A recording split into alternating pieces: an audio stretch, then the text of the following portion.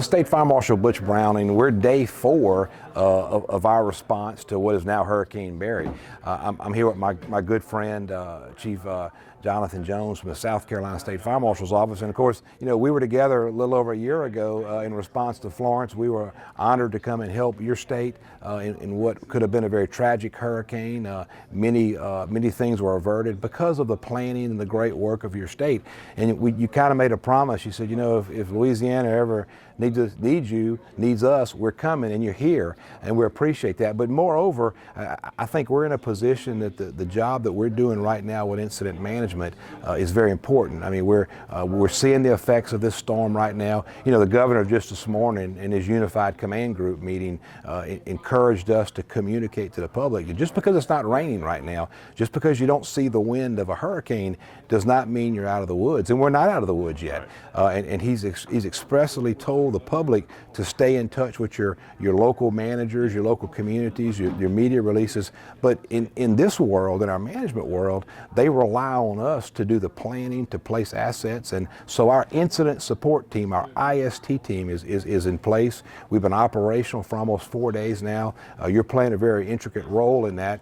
We've married with a federal incident support team to manage federal assets. And you know, as we speak right now, we have almost 300 rescue people on the ground that just today have been dispatched to other areas of the state to start preparing for rescues as needed. You know, in the emergency response world, what a lot of people don't realize, like you and I realize, is that it's about sending everything and being ready for the worst and hoping and certainly praying, you know, for the best. So, you know, I guess we're about 14 hours in today's work environment, and we still have several hours left to go to prepare for tomorrow. But, you know, I appreciate you being here, and I'd like to see your opinion of how we're operating this IST, specifically to the objectives that are coming down from us through the Governor's Office of Homeland Security, because that's what we respond to based on the predictions coming from the Weather Center and the collaboration of our partners. Yeah, I mean, I think we're doing it the way it's supposed to be done. It's meant to be done.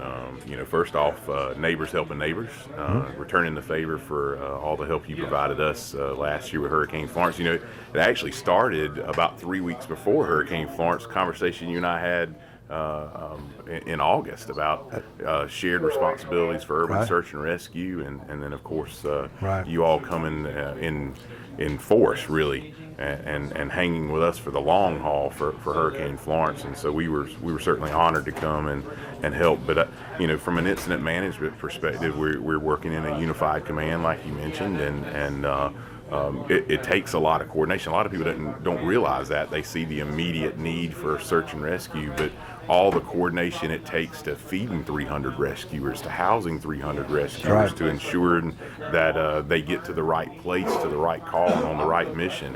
And so, yeah, you're right. I mean, there's a lot of planning and a lot of pieces to the puzzle that have to be filled to make sure that any gaps that we realize are filled and needs are met. Yeah, and, you know, and that's what I like about this whole emergency management system, these emergency service functions that we work under, is they're all based on this tremendous amount of planning, preparation, and training. And then when you execute, like we're doing right now, these things are critical. There's no room for mistakes. And having all of the people at the table, both people with wisdom, but your state coming with experiences you've had and the expertise that you have, it protects our state better because there's no do-overs in this. And so again, I think the message certainly came from the governor today. You know, we're not out the woods till the storm is completely gone.